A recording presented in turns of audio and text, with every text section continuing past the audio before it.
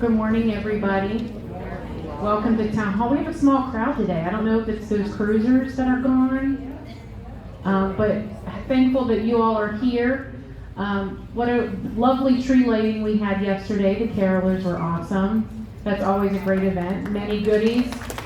Chef cranked out those cookies, and we had fudge, and Teresa dipped 600 strawberries. So I had one of the Oreo ones. It was very good. We had a great fall festival last week. I want to say thank you to the marketing department. Iris and Tiffany and Kayla and Susie did a great job getting that organized.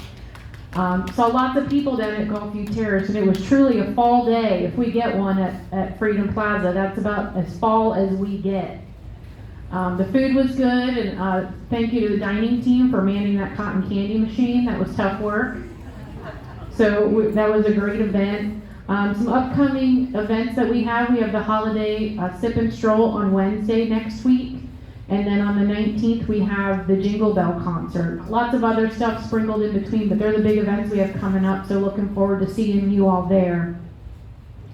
Want to do a short recap. If you were not at the RAC meeting last Friday, I did a presentation on the resident satisfaction survey results.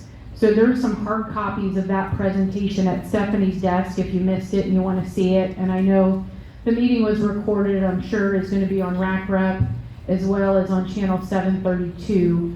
So I encourage you to take a look at that presentation. I'm happy to talk with you individually if you want to talk more about those results. But the two things that we're going to talk about ongoing as part of our action plan for some of our areas of opportunity are related to Extraordinary Impressions, and that's a Life Care Services signature program that focuses on hospitality. So more to come on that, as well as the category of engagement. And I think engagement is a very nebulous thing, and I think it's hard sometimes for people to understand what we're trying to measure, but it's about how connected you feel to Freedom Plaza, and do you have a voice in the community? And do you have the opportunity to live with purpose? Those things are tied to engagement. So we're going to continue to talk about those things. Also, Teresa's going to continue to talk about those questions related to dining. And we're going to keep on focusing on getting the score for the dining program up. So more to come on that. Next, I'm going to announce the Employees of the Month. I had a really good suggestion last month to have pictures up on the screen of the people that aren't able to be here, and I got pictures about 5 minutes ago. So I will send out the pictures with a memo tomorrow, and I promise going forward we will have them up on the screen at the resident town hall meeting. But for independent living, our winner is here. It is Cynthia Loriano from the front desk. Congratulations, Cynthia. She gets 400 Extraordinary Rewards points and a real great parking spot for the next month. So congratulations, Cynthia. We appreciate everything you do. For assisted living and memory care, it's Althea Williams. She is a nurse that works a lot down at Freedom Plaza Assisted Living and at Memory Care or the Arbors. She does a great job for us, so she is the winner for that area of the community. And at Plaza West, it's the receptionist, Araceli Gabrielle. I hear nothing but great things about Araceli, and she is the one greeting you at the front entrance of Plaza West when you go in. So if you see Araceli, say congratulations, and I will be sending out pictures of both Althea and Araceli tomorrow with the memo. The other, I don't see Sibby here. He was going to introduce our new maintenance tech, but we have an elevator inspection at Plaza West that's keeping him tied up. So if you have not met Daniel yet, you can't miss him. He is our new maintenance technician. He's a real tall guy, tall, big guy. He started this week, and we're real excited to have him on the team here. So we'll get him up here to introduce him at the next opportunity we have. And then now moving into our topic of the day, and I did mention it in our memo last week about some upcoming changes to the buses. Now I've only heard from a few of you. I think 3 people since I put the memo out. I know a few others have gone into the transportation office and had some questions and concerns. I want to talk a little bit about what we're doing, why we're doing it, and then we have a special guest that's going to talk a little bit more about it. But we're going to be removing the railings that are on the ramps of the two 18-passenger buses. And the reason we're doing that is that they aren't compliant with the safety regulations for the Federal Motor Vehicle Safety Administration. So there's a lot of rules and regulations you have to follow when it comes to safety. Railings have to have be able to bear so much weight, and there's words like egress and things that our guest is going to talk about when he comes up here, because he's way smarter than I am when it comes to that. But that's probably first and foremost. We want to be compliant with our governing bodies, right? So that's the first reason we're going to do it. Those ramps are actually designed for wheelchairs to use, to get somebody in a wheelchair onto the bus, and then they can transfer into a seat. Also, when we do remove these railings, we're going to have a step stool that you can use to use the hand railings to get on the bus. And I mentioned the folks that went on the cruise this week. Jeff actually took a picture and showed me when that charter bus pulled up to pick up those residents to go on the cruise. They had a step stool and they used the hand railings to get on that bus. So, I mean, that's the standard procedure for safety and getting on the bus, unless you're in a wheelchair or scooter. And then if you use a walker, our drivers are going to fold the walker and store it for you, so you don't have to worry about that as you're getting on or off the bus. And then, as we've talked a lot over the last several months about the dining program, we don't have all the details of how this is all going to work. This is our starting point. So we are going to start, and we're going to say step stool and hand railings, and then we are going to pivot as we need to. We are going to provide as much assistance as we can to get folks on and off the bus safely, and be in compliance with what the governing body safety regulations are. And then as we go forward, we're going to continue to, manage the process and make sure everybody is as safe as they can be. In no way is this supposed to be a punitive change, and I will say it didn't come out of nowhere. We have been talking with some of the people that were involved in creating those railings on the ramps. We've talked to the Administrative Services Committee, the RAC president, the chairman of the ROC board. We've been having these discussions for the last few months, knowing that it was going to be an upcoming change. So it hasn't been done unilaterally or in the dark by any means, but wanted to share that with you in a little bit of an advance notice before we do it, so you don't just come to the bus one day and there's no more railings there. So with that, I am going to call Dan Wicker up. Dan Wicker is the Regional Safety Manager for Life Care Services. He's worked with Freedom Plaza since we transitioned almost 4 years ago. I can't believe it. And he's actively involved in these types of decisions and safety processes and different things around the community. He works with Sibby and Jeff all the time, and he can speak a lot more eloquently to this change than I can. So I'm going to turn it over to Dan. Good morning. It's really great to see everybody here today. It's a beautiful Florida day. This is the kind of day that lures people from up north to come down here, and they think, wow, I want to live in Florida, until they come here in August and it's 100 degrees, right? But today we will appreciate this day. So Bob, it's nice to see you. Bob is one of the residents that I came down and worked with to kind of discuss this process. I work with the management company LCS primarily in safety. I work with all of the communities that are currently managed by LCS that are owned by Healthpeak Properties. This is a very common problem. A lot of our vehicles are starting to age. Some of the solutions that we came up with all over our transportation program are starting to age as well. They were the right solutions at the time, and now that we're reevaluating them, and now that the vehicles have started to age a little bit, we're needing to make some changes. And the primary concern there is we want to balance the safety between our residents and our employees that are operating those buses. Both of them are equally as important, wouldn't you agree?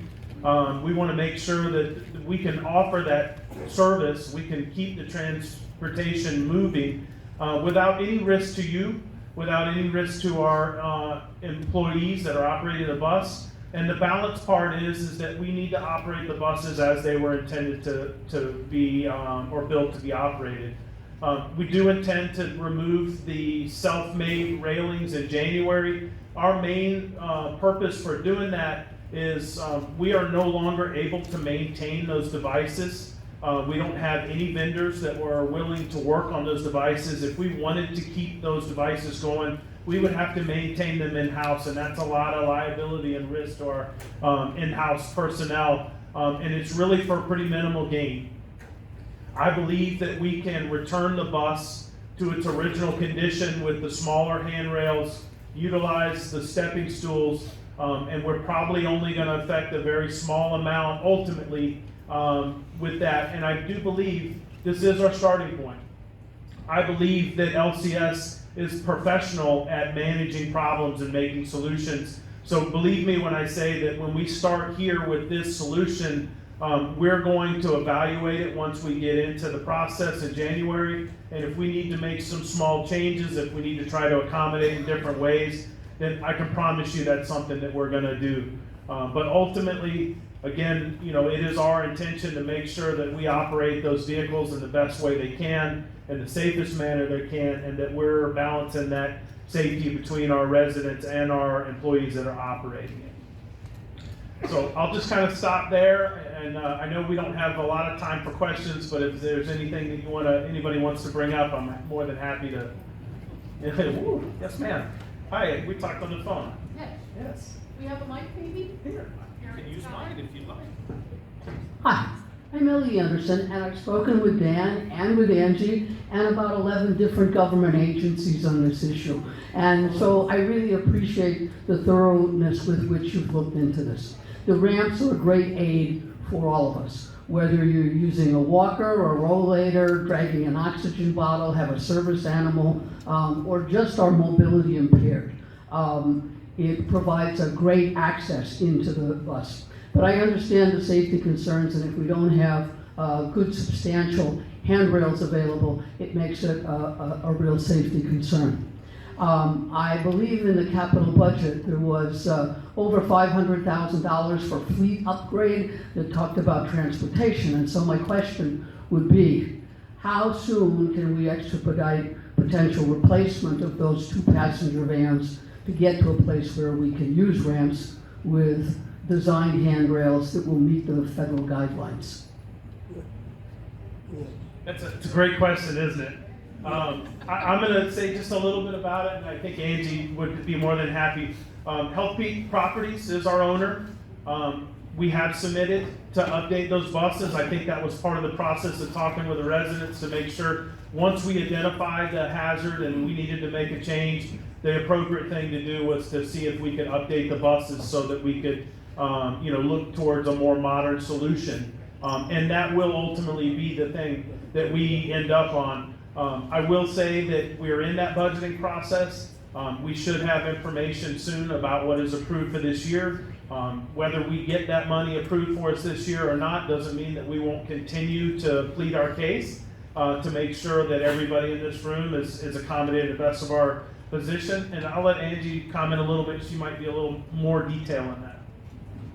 I don't have much more to add, but to say that you're accurate. We requested about $500,000 to upgrade our fleet. We have several vehicles that need to be replaced at this point. One of them would be a new bus, and that would be our goal, is to get something that has a little bit more modernized safety features to be able to get on and off the bus easier. I'm guessing I will know in the very first part of January what we have the ability to do and what we don't have the ability to do. What I will say in years past is that if we didn't get something approved and it became an emergent need, Healthpeak has always been willing to listen and give us some additional funds if it involved safety of whether it was residents or employees. So I'm confident that we will get to an amenable solution in the very near future. And so that's really my response to your question. Ramps are kind of a state of the art for this because they provide this universal access, not just for wheelchairs and scooters, but for anyone who's mobility impaired or even vision impaired. It provides an easy, safe way to navigated with us. So we're grateful that we've had them in the past, and we look forward to having them again soon in the future. And I will say that this community is the only one of the 13 that actually has low access ramps. So I'm really, really happy that we have that here. And when we update those into a newer program, it's just going to add to it. So I want you to know that this is not an accommodation that we have at all of our communities. Most of the time when we bought, and this community included, you buy the best technology you can at the time. This one just happens to have been right on the cut where we actually bought low access or low angle access ramps. And you're right, the newer technology even has lower access ramps, it has air ride. So I can only imagine that when we upgrade into a new bus, new technology, it's just going to provide even more and more access to this type of service. And I do want to say before we move on, and I'd love to get some more answers. Thank you both of you for talking with me. It really helps that I get to hear your input. It helps when I'm talking to any of the other communities to get actual input from residents. So thank you very much for being a part of this process. And Bob, you spent a lot of time with me, and I really, really appreciate you taking the time to help us with this solution. I have a question. We have no wheelchair folks here that I know about, and the only people that use our shopping bus are 3 to 4 people with walkers, and I don't believe any one of the 3 or 4 that regularly use the shopping bus would be able to take any kind of stairs without their walker to assist them. And if a ramp is available, why can't the walker people continue to use the ramp if it's available for motorized scooters, which we've never had on the bus?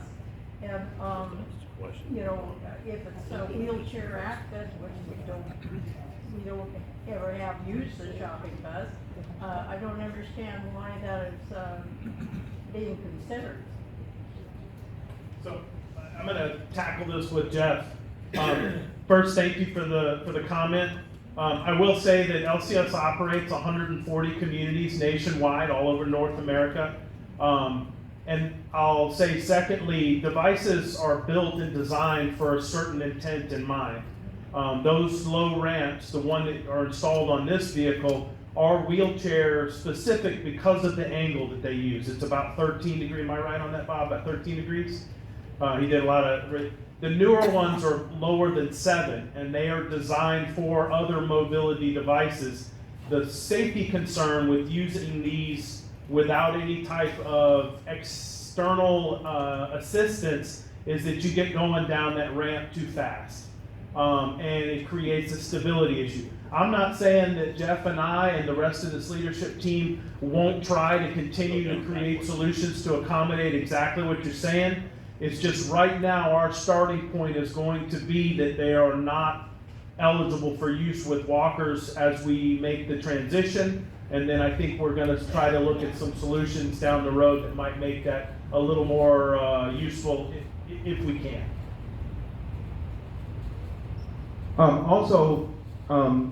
Probably over the last couple of months when the shopping bus pulls up and exits, I usually go down to the front desk and I observe residents getting in off of the shopping bus. Just like Dan said, right, the incline of that ramp, a lot of times the driver has to get outside, has to come down and stand in front of the ramp and actually, like if someone's coming down with a walker, and actually puts his hand on the walker so it won't come down too fast. And that's why they aren't designed for walkers, right? That's became the expectation for the driver to do that, but he just does that because he's concerned about the safety of the residents coming down that ramp. We don't want to get into the business of that. That's why we don't want to deploy the ramp for walkers and stuff like that. But the shopping bus is a different animal, okay? I see a lot of residents, they take shopping carts with them on the bus. Vanessa and myself, we've had conversations about that extensively regarding that situation. And we're gonna come up with some ideas, and we're gonna have a training for the drivers on what we're gonna do past that point. But that is a huge concern, because I sit out there and I watch that, and that's a huge evolution. A lot of people use that shopping bus on Mondays and Thursdays, and they have shopping carts and stuff like that. So we try to come up with some solutions for that problem now. As soon as we do, we will let everyone know what we're gonna do in that regard, okay? Also, real quick, when we remove the safety railings off of there, this is the original safety railings that came with the bus that were removed off of there. We are gonna reinstall these when we take those off of there, right? So when the swinging doors come open, these will be highly visible on there, and we're gonna use that in conjunction with the step stools, right? These are DOT certified, they have a high weight load capacity, they're very sturdy, so you know, there should be no fear of stepping on this and thinking you're gonna fall or whatever, or it's not gonna hold you, right? These are, like, once again, these are DOT certified, and they're high grade materials, okay? So we're gonna be using this. Right now, each bus is outfitted with this. There's one in each bus to use currently. And like I said, we're gonna reinstall the safety rails on there as well.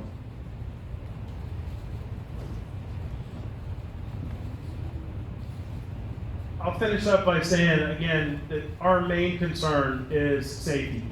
And I know it looks like we're taking some safety, I'll get right to you, my friend. We are taking some of that capability away, but what we're actually adding and returning to is a more predictable, more substantial safety solution that we know we can count on. We have had a resident right here in this community that has had an accident with that railing system, and we've had other communities where they've had accidents with the ramps being utilized not as intended or lifts not as intended, and it is our effort and our goal to make sure that we don't do that again. That just breaks our heart when we actually utilize something and we realize that something that we've done, a process that we've done, has actually caused harm to a resident. So we have a duty and a responsibility when we recognize that hazard to make changes so that we don't put any of you in danger. So I hope you can all understand that what we're trying to do is a positive thing, and that this will ultimately increase the safety, and ultimately it will increase our capability to utilize this bus for a larger group of people. Yes, sir. Why, if you're going to get money or ask for money for the repair, why do you have to stop it now? Why don't you wait and stop it when you have the money? That's a great question, sir, and I appreciate you answering it. The short answer is that we know it's a hazard, and it would be irresponsible for us to keep utilizing a tool that is a hazard. We've already had an accident that caused harm to a resident because of it. And again, I don't think for a minute that when we designed those, they weren't the right solution at that time. But once we recognize that the solution no longer is creating the type of intent that we want or the safety we want, we have a responsibility to remove it to protect you or any of the others from that hazard. And secondly, they do not adhere to DOT's standards for exit. They actually impede, they close the distance of the exit door. If we were to have an accident on that van, or if we were to have a fire on that van, one of the primary functions of that door is that everybody can get out with an unimpeded exit. So now that we know that, we have to take action on it. It really doesn't come down to wants, it's a need in this situation. Did you have a follow-on, sir? I did, but I'll listen to what else goes on. Yes, sir. Oh, thank you. As I understand it, the concern about the walkers being used is not on entry into the bus, but exit from the bus. Is that a fair statement? No, it's both. The ramp is not designed at an angle that it's acceptable for those type of mobility aids. It's designed for wheelchairs only. Newer versions are designed for more mobility aids, but this specific design was designed specifically for wheelchairs. Now, you're saying newer designs. Is that something that can be placed on the buses that we now have? No, sir. We would have to purchase new, which we are in the process of requesting capital funding to get new buses. Is that what that $500,000 is for? Yes, sir. And how many buses do we have functioning now? all of them are functioning. We're just gonna have to return What back to the number are original we manual. talking? 2, 5? There's 3. Is there 5? What? Oh. Well, we have 5. Sorry, I'm not as in tune on those details. We have 5 buses. 3 have the wheelchair ramps on them, and 3 have the safety arms on there, and those are in question. But we do have a 36 passenger bus that many of you have rode on that we use for the larger trips. We've been running into problems with that because we'll have maybe 24 people. We have 2 18 passenger buses. We have a 14 passenger and we have a 10 passenger bus. For the rather large trips, we use the 36 passenger buses, right? Some of the problems we run into is if we have maybe 24 people going on the trip, right? The 36 passenger bus can't accommodate that. But if there's one person with a wheelchair, right, that throws a kink into the works, and we have to actually use 2 buses, one that can accommodate a wheelchair, right? And that's why we're trying to get rid of the 36 passenger bus and get a handicap accessible bus to better serve you all. So do I understand then that the $500,000 you're talking about will provide replacements for all 5 vehicles? No, sir. We're trying to get rid of the 36 passenger bus. What we're trying to do is replace all the transits. You know, we have wheelchair vans that we've been using ever since I've been here, right? So we put in the capital budget to get all of those replaced. Those are 4 that we're trying to replace. And that's to take the residents to their medical appointments. Yeah, also 1 bus in the 4 transits that we use for wheelchair transport. I've got another comment. It seems to me that the time that it takes to get on the bus, not necessarily off, I just want to talk about getting on. I live in Building 8. There have been times when there are at least 4 walkers getting on to come to dinner at a certain time.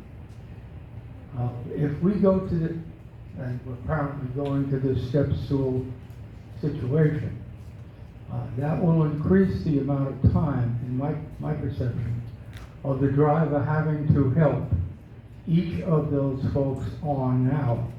The driver does not have to do that now. Those who have walkers generally can walk up that ramp without any necessary aid being done till they get into the bus. Driver takes the walker, folds it, puts it away. The walker person now finds a seat. If you, and when we go to this, I think you're going to find that the times for the buses are not going to be 15-minute intervals, because there's going to be extra time both on and off, so that we may be looking at half-hour intervals. I'm sure you folks have thought about that, and I'd appreciate your comment. Good question and comment. So I'm probably involved in every evolution here, right, that involves my departments, because I like to get a first-hand look before I make a decision on anything, right? I have to get a first-hand look. I've actually driven the dinner bus several times, and I've actually been a passenger on there just to ride back and forth to see how the process goes. What I do notice is, when we drop the ramp and the walkers come on, the driver is still responsible. He has to secure those walkers. So he's being involved in that evolution anyways, right? Because he has to secure the walkers before the bus can take off so they're not flying around or rolling around or anything, right? To go back what Dan said is like, we probably weren't supposed to be using it for that reason anyways, because it might not be a problem for them to enter the bus, but it's a problem with them exiting the bus because the incline of the ramp, right? And, we have been doing that, and it's probably, that's one of the things that we're gonna work on, okay? As far as it interfering with the time that the dinner bus runs and making the rounds and stuff, we don't exactly know how that's gonna affect it, but we have to see first though. And then we'll make the necessary adjustments. Is that gonna impede on the dinner bus making the rounds like every 15 minutes? We're gonna test these things out, of course, before we actually implement them and see how they work out. But the dinner bus is like, it's been a topic of conversation as well in regards to some of the changes that we're gonna be making. From what I observed, when we put down the safety arms and the ramps and stuff. So some of the residents at GBT don't want us to put the ramp down. They are more than comfortable entering the bus and exiting the bus without us putting the ramp down. Case in point, one day I was driving and, you know, I was trying to do the right thing, so I was putting the ramp down, and a lot of them got a little bit frustrated, like, we can get on the bus without putting the ramp down. So I'm like, okay.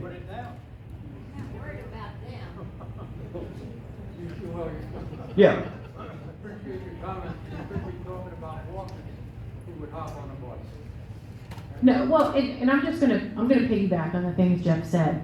If it takes longer, it's gonna take longer, right? But we are gonna do what we have to do so people can get safely on the bus and safely off the bus. I know, me personally, I wouldn't wanna be the one standing at the bottom of the ramp, making sure somebody doesn't get going too fast, and that puts the drivers at risk if they're standing there. No, I understand, but that's posing a safety risk for them. So we are gonna do everything we have to, if it takes more time, to keep everybody safe and getting on and off the bus. And if this starting point doesn't work exactly how we want it to, then we're gonna figure out a way to make it work better. I don't know how, and I'm not one, I don't know all the what ifs. I don't know what if this happens, what if that happens. We have to see what happens. And then we are going to address it and do the best we can. But we do have a request in to get a new bus next year, which would hopefully have the lower egress ramp with the railings that are designed and compliant with every safety regulation that's out there. And that's best case scenario, and hopefully that would happen early next year. But in the meantime, we have to use the buses as they were initially intended to use. And to modify them, it just puts a lot of other risks into play. And while it's worked really well for us for the past, 5-6 years, is that right, Bob? That we've used these railings, they've just come to the end of their ability to provide the safety we need them to provide. I don't know if you want to add anything to that. I would like to add, may I say something? Yes, ma'am. Okay, as I understand it, with these ramps, we cannot use them if we have a walker or if we are incapable of doing the steps. Is that correct? Because I cannot go up those steps. Twice I have fallen when not using the ramp and got my legs cut on the edge of the ramp because it was up, it wasn't down. And so I think that is a consideration too. And I am very much in favor of having the arms regardless until we have better things put there for us. Because there are an awful lot of us who are now still somewhat independent, but we still need help. And those arms certainly did give it a little balance. Well, I really appreciate you providing some feedback. I'm going to ask that you be patient. I'm going to ask that you all concede that we're not going to create all the answers right here today. And I also want to point out that we don't know what the problems are until we actually execute the change. So I'm just going to ask for everyone to be patient, let us make the change, and then let us make sure that we work with you to accommodate your needs. It's what we've always done. It's what our passion, it's what our specialty and our expertise is. So even though I can't specifically address your situation today, I can promise you that I will work with you, and this team will work with you to make sure that we do everything we can to accommodate you. That is absolutely 100% a guarantee for me. I think everybody understands all of the safety considerations and your thoughtfulness in dealing with this, and wanting to be compliant and wanting to serve the entire community. I think what Ann has talked about is what I've heard about. I don't have a walker, I don't have a cane. I get on and off the bus without difficulty, but there are a lot of residents here who have a lot of difficulty climbing the stairs and coming down the stairs. And I think that's the population that you're hearing from. You say the vehicles are getting older, so are we. Our mobility issues Well are said. increasing. It's not just walking, it's staying upright, it's balance, it's vision, it's hearing. As we age, and we're aging in place, more and more of the challenges present. So, yes, you have to do what you're going to do, and that is use the corporate process. In all of this investigation, it is critical, in my perspective, that you engage people in the community. It can't be what you think your solution is. Your solution is gonna be based on numbers. It's gonna be on risk mitigation. Their needs are the needs that need to factor in as well. So I encourage you, put a group together that includes the residents with the challenges and you with the business mind. Thanks. Thank you, man. Well said. I'm gonna ask that we stop this conversation right now. I 100% hear you loud and clear. I think that we can come back together in a more specialized setting that is specifically dedicated to this topic with your permission, and then we'll move forward with this. The one reality is we will be making some changes, and we will be working with everybody to try to accommodate those changes. I can promise that. And we will engage as many of the residents as we can and do, but the long and short is we can only do what we're capable of doing, and I promise we will do that to the best of our abilities. One last comment, since I still have a mic. Senior management always has the ability to influence priorities in a capital budget. And in our capital request, we have everything from renovations and other improvements. I would say that this one really ends up pretty high on the list because it affects the safety and welfare and accessibility of our facilities to our residents. And therefore, I would request that this get special treatment, that it becomes a priority from a safety and health and welfare point of view. It's been a priority for me since, actually before we submitted the capital budget. We were asking for vehicles since before we actually submitted the request for next year. And when we submit our request, it has to be in priority order, and it was number 2 behind the renovation. So I hate to even say this out loud, I should never do this, right? I'm confident that if we don't get all the money we got requested for vehicles, we will get some money towards vehicles, and a bus will be a priority for us. So know that I will continue to go to bat to get the funds for the vehicles that we need here at the community. I can't promise that we're replacing all 5 buses next year. I'm hopeful we can get 1, and then maybe we do 1 or 2 the following year, and so on and so forth. And then that way it always gives us at least 1 vehicle that's sort of on the cusp of like the new technology that's available. So I will keep you all posted. I'm hopeful to have that information at the beginning of January. Bob? I'd like to make one comment, and that is that what you're putting back on the bus, they are grab bars, they are not railings. Okay. All right. Well, I know this is frustrating for a lot of people, and it's another change, and we're going to work through it together. But just know that Dan, myself, Jeff, everybody on the leadership team here always wants to do the right thing, and we will continue to do as much as we can to make every situation here for you the best it can be. So we're going to start this in January. We're going to continue to evolve until we get something that works for the people that live here, because we know how important that is. So I appreciate you working with us and having patience, even though it might not be a change that you're really looking forward to. So thank you.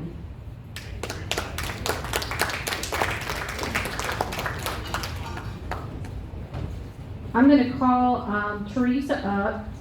We like to start positive and end positive, right? So Teresa's going to talk about some of the holiday menus we have coming up. Man, for once, dining is not a hot topic. I'm feeling good today. Thank you, transportation. I'm gonna go over the holiday menus. A lot of you have made reservations for Christmas Eve, Christmas Day, New Year's Eve, and New Year's Day. It is open on the portal, or you can go down and speak with Pamela or Melly to get those reservations in. For Thanksgiving, we did 523. We fed 523 residents and guests, 97 of which were guests. So it was a really great day. I have a little fun fact, or maybe I'm going to ask for if you guys can get the microphone out, because I want to see if anybody comes close. How many turkeys do you think? Don't yell it out, because there's going to be a gift. How many turkeys do you think that we cooked for Thanksgiving? So raise your hand if you have a guess. And if you guess right, there's going to be a gift. So let's play the game.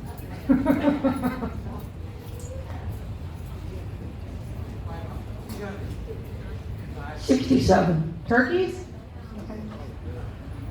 They're 20-pound turkeys. 45. 45, okay. Next.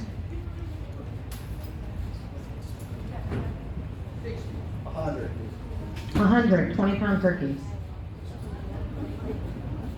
51. What was it? No. 39. Nope. I can't give it away tonight. 42? No? You're high. 24. You are the winner. You're going to get a $10 gift certificate to the grill. So 24 20-pound turkeys, plus we get an additional 40 pounds of dark meat. So, so we always do additional dark meat because that is the favorite of most of the residents, and only 6 hams. So, it was interesting on Thanksgiving because we were so busy opening up. I think that the dining team did a great job on reservations. Everyone came down on time. Thank you for being prompt and speaking to your guests about the dress code, so we didn't have a lot of hiccups. So thank you. Christmas Eve menus, I'm going to start off with the menus and the holiday schedule. So the holiday schedule is posted outside of the grill. It's also on Touchtown. There's one minor adjustment to that. We kind of forgot that Christmas Eve and New Year's Eve, or didn't realize that it's on a Sunday. So the grill will be closed that day, both of those days, because it is a holiday for them, but we are going to have a continental breakfast on both Christmas Eve and New Year's Eve in the atrium. So all 4 holidays will mirror each other. And then we are reposting that today, and we're updating Touchtown this afternoon. So Christmas Eve menu. Chef is going to do a composed plate, which has all of the sides on it for these nice plated holidays. We're going to start off on Christmas Eve with a braised short rib, parsnip puree, roasted baby carrots, and a short rib jus, which is the drippings from the short rib.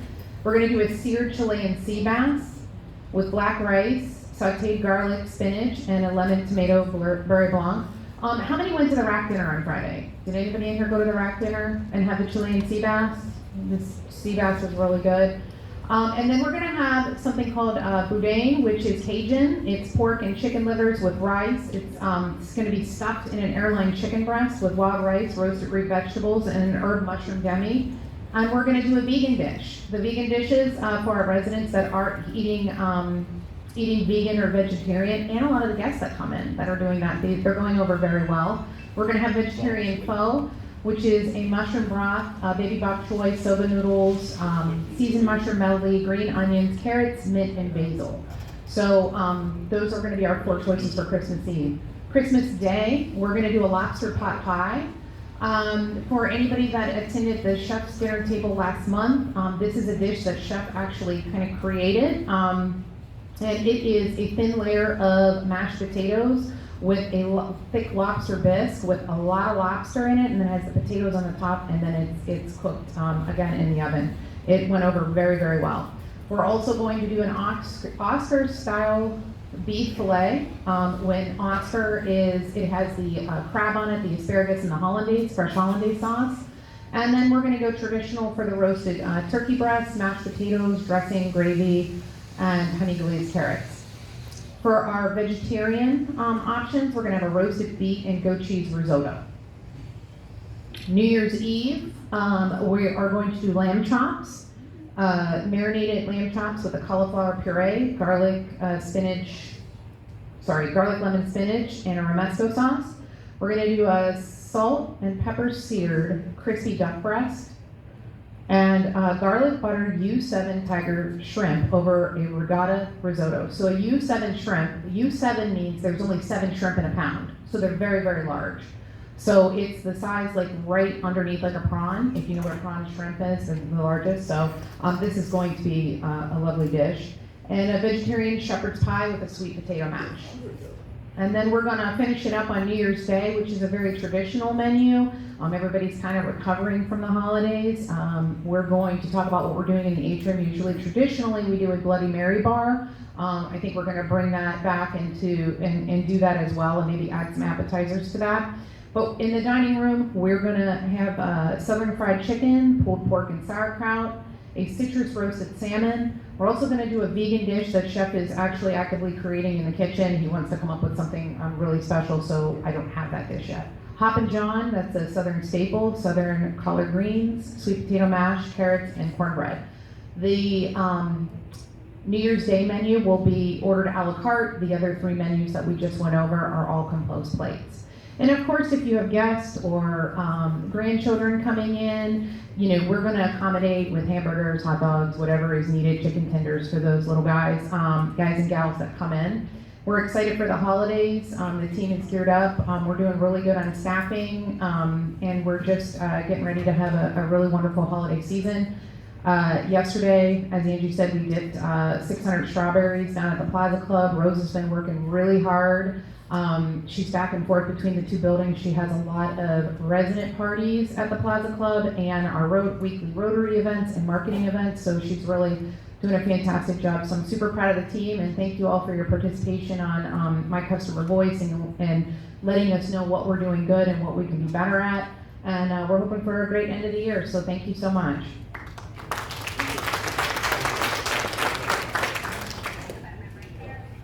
I just have one more comment before we wrap things up. We do have a couple things in the works, and I never like to commit to something before I know it's 100% final. But what I can tell you is we have new furniture for the pub here. It is here, we're waiting. It does not match the carpet in the pub. So we are in the process of trying to get, we think we have the new flooring nailed down for the pub. So once we can get that flooring replaced, we'll have new furniture, replace those chairs in the pub. And we also are hopeful that we're getting some upgrades to the Maui Buffet, because we think that's really important as we roll out our new dining program in February. So a couple of upgrades coming soon, and I can tell you that now, and then as I get details, I'll share it as far as timeline and exactly what we're doing. So a lot of good things happening soon. Thank you for coming today. Have some donuts in the back. We're gonna feed you donuts all month long. If you were at the RAC meeting, you had donuts that day too. But thank you again for coming, appreciate it.